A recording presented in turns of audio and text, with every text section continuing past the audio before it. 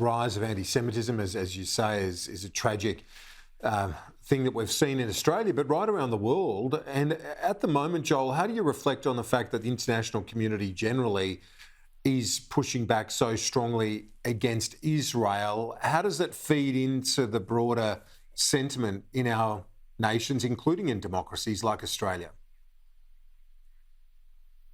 Well, at the end of the day, Kieran, there is a conflict going on in the Middle East that we're acutely aware of.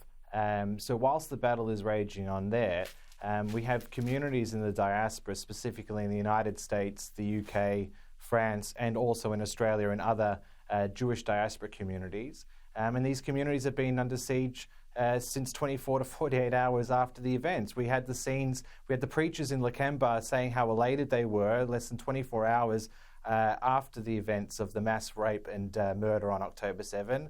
And then no less than 48 hours later, we had Aussies on the steps of the Opera House screaming, "Kill the Jews," and where's the Jews? So look, I'll push back on to say that the events that are going on in the war is some type of, I wouldn't say justification, but some type of link as to what's going on there to what's going on here. But what I will say is this, Kieran. There's a distinct lack of leadership, not just here in Australia, but in other jurisdictions as well. Straight from the top, there has been flip-flopping around by this federal government as to lots of different issues that have gone on within the conflict over there, but also in the treatment of Jews here in Australia. I'll note that just yesterday, Kieran, that we had the Shadow Minister for Home Affairs and the Shadow Education Minister, Senators James Paterson and Sarah Henderson, that were attending the rally and spoke at the rally. We also had a message from Peter Dutton.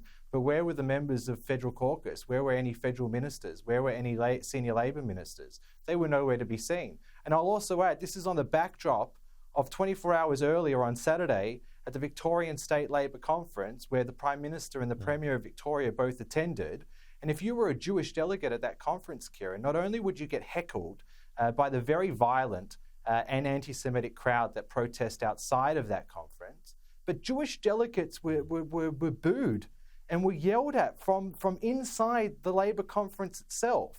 What we're seeing here is the unfortunate Corbynisation of the Labor Party, which I think is feeding into and emboldening those that want to go to the streets and antagonise and threaten and intimidate Jews.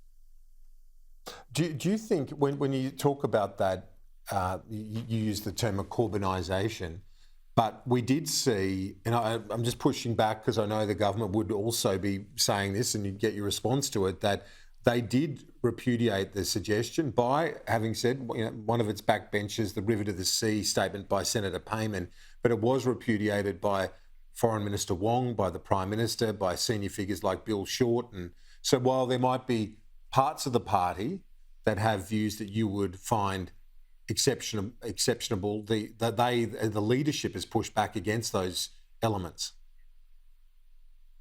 And look, that's a fair enough pushback, Kieran, and I will note that the Senate voted the way that it did late last week, and we recognise that. So you are right to say that there are elements inside the party that is pushing back. But the tide from the grassroots members, the motions that are passed at a state, local level, the lack of disciplinary action against Senator Payman for what she did in defying the position of the Prime Minister so overtly and so expressly last week, apart from the motion that was put up in the Senate last week. So look, I do take your point, but what I will say is that when you've got senior members of the government flip-flopping and not being able to unequivocally say if it's genocide or not, if it's apartheid or not, this and that, collective punishment and this and that. So there's no consistency even on the federal ministry level. We had the federal education minister say no less than a week and a half ago that he's heard,